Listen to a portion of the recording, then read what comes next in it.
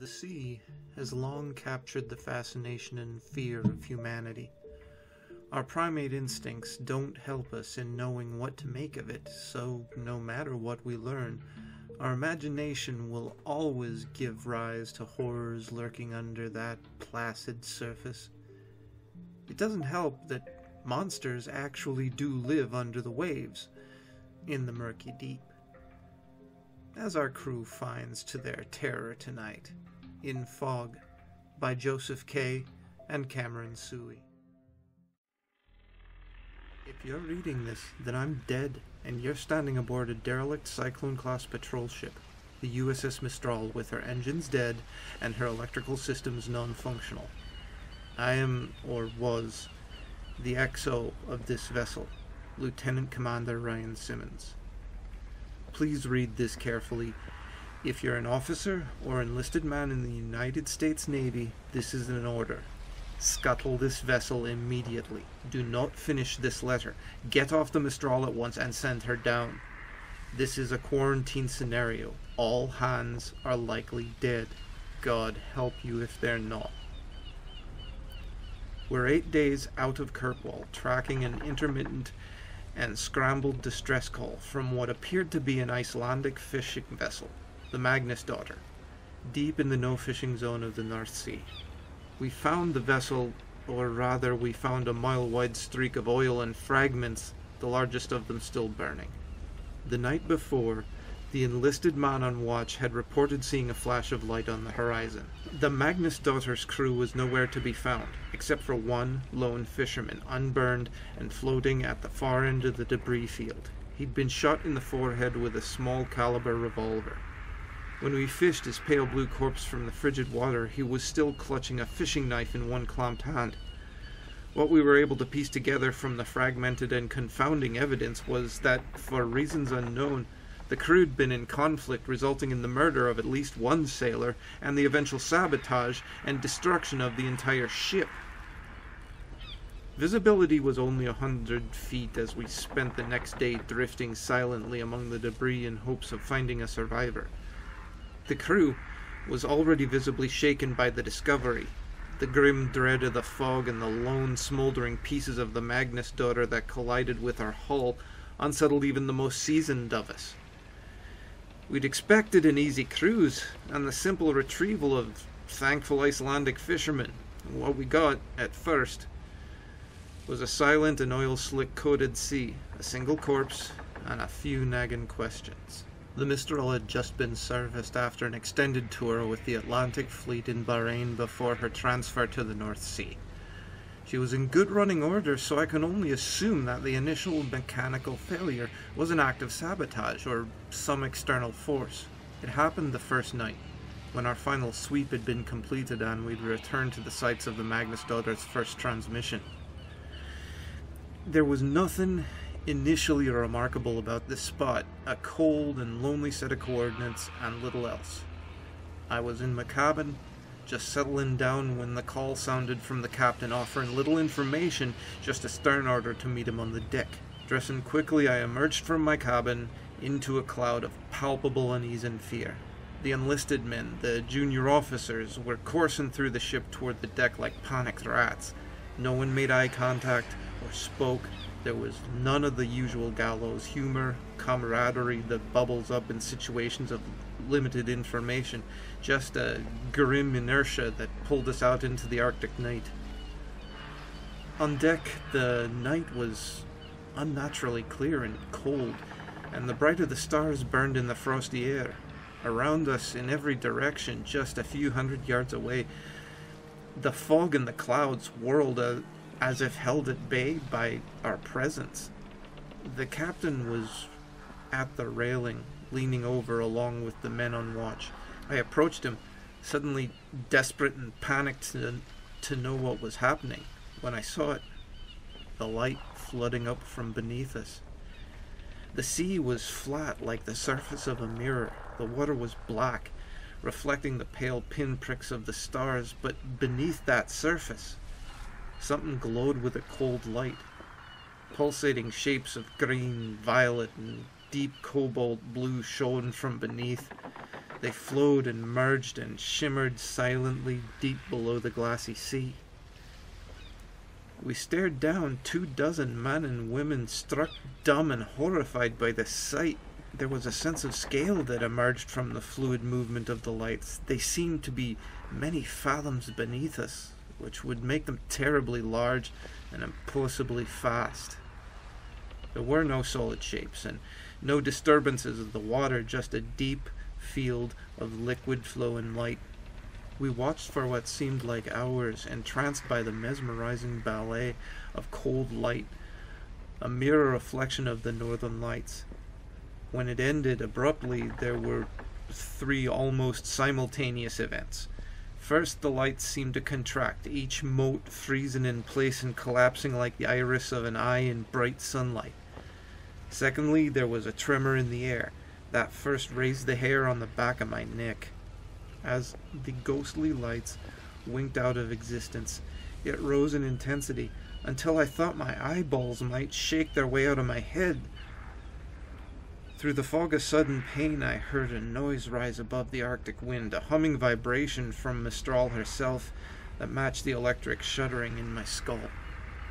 It was as if every light bulb aboard the Mistral were suddenly flushed with power, flaring bright and buzzing noisily in their housings, and when the wine had reached a fevered pitch, they began to pop and shatter in a shower of sparks. From start to finish, it had lasted less than 2 seconds. We were left floating in the dark waters beneath that starry sky on a dead and crippled boat.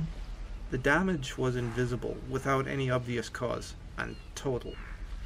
Nothing aboard the Mistral worked. Each carefully crafted system of multiple redundancies had crumbled. Every light was shattered, and even the replacement bulbs, the small flashlights we all carried, had fused and useless filaments. Satellite phones, shortwave radios, all means of communication were useless bricks of plastic and wire. Every battery was dead. Every stereo system was silent. We were adrift without engine, isolated from the world by 100 miles of black and silent sea. The crew moved through that ship at first, like moles fumbling through the dark corridors with only a few pale green chemical lights to check each system. They related each disheartening message like a fire brigade through the darkness to where the captain and I stood on deck, trying to make sense of the senseless. At last, when nothing else could be done, I fumbled my way back to my cabin and tried to sleep, the darkness falling like an oppressive and many-fingered hand, slowly gripping my chest. The next morning I again took stock of our situation, hoping for some fragment of the hope we had passed by in the night. The damage was total. We would have to find a way to send a distress call and hope that we'd not drifted too far from our last known coordinates. The men may not have known the full details, but it was clear from their haunted visages that they knew how dire the situation was. The first death was that afternoon.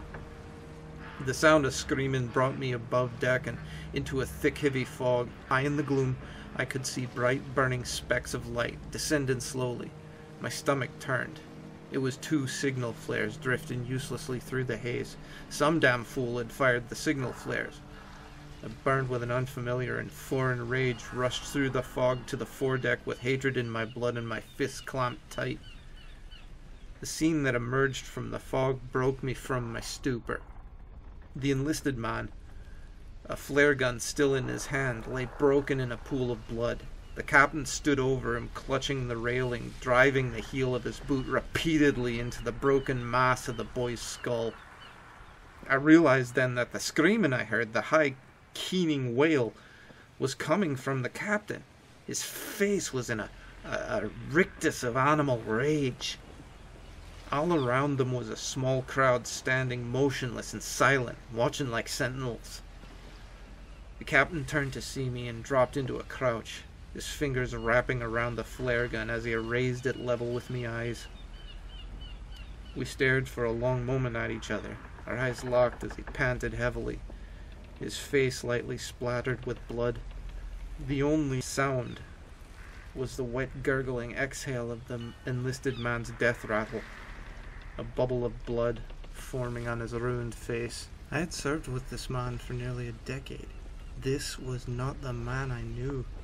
This was a hollow simulacrum filled with violence and terror. I spoke to him then. In a soothing voice, I asked him to hand me the flare gun. He said nothing at first, but then spoke, his voice a tiny trembling sound that was swallowed up by the thick gloom around us. He's murdered us, Ryan. The fog, the flares will never... He shook his head and clenched his eyes tight as if he were trying to shake himself from a dream. Then he shuddered once, violently, his back arching like a seizure. This little fuck has killed us! He choked out. The flare gun wavered in the air and I took a step closer, reaching out for him. He opened his eyes and I froze again as we stared silently at one another. You're going to die here, he giggled quietly. I always wanted to watch you die, you fucking coward. He tilted his head back and laughed. One hyena-like bark to the grey sky and then put the flare gun in his mouth and fired. The last flare igniting and temporarily bathing his head in a halo of magnesium orange and smoke. He tumbled back over the railing. If there was a splash when he hit the water, it was swallowed by the fog. I stood for what seemed like a very long time. It slowly dawned on me that I was alone, the silent audience having melted back away below decks, no doubt taking the grim tale with them. I feared for morale, an absurd concern I realized now, but I couldn't move from the spot as if sheer force of will would cause the sea to regurgitate this man, my friend. Then the first gunshot broke me from my reverie. In the emergency lockers I found that a handful of flare guns remained, and I stuffed one in each pocket and entered the dim passageway to below decks. Over the hollow retort of gunshots, other muffled sounds began to emerge. Choking sobs, the screams of pain and anger, all bringing the faint impression of the copper smell of blood.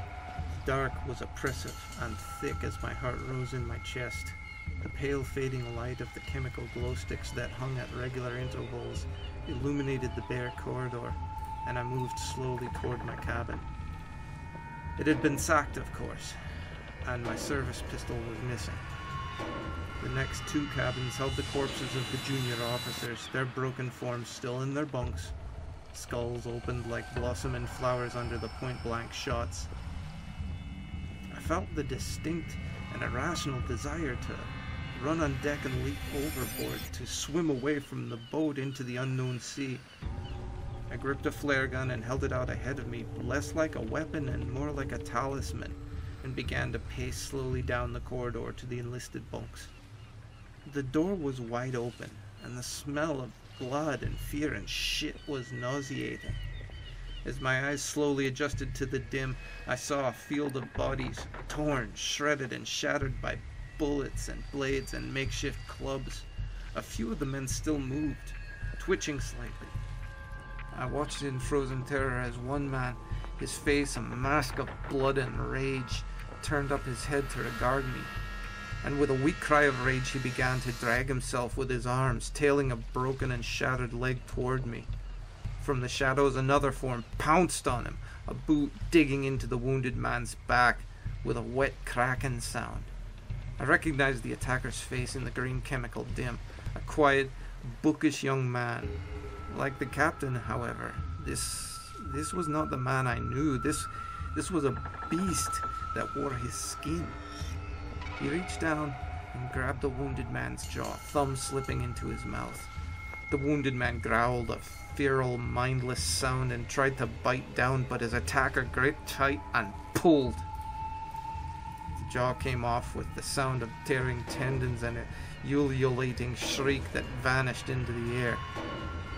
I was no longer breathing, holding silent at the entrance, but the attacker snapped his head around to see me, nostrils flaring. The jawbone hit the floor with a meaty, squishing sound, and he lunged toward me with a silent animal grace. I fired the flare gun, and I hit him square in the chest. His shirt caught fire, and all air escaped his lungs with a sudden forceful exhale, but impossibly he continued on toward me.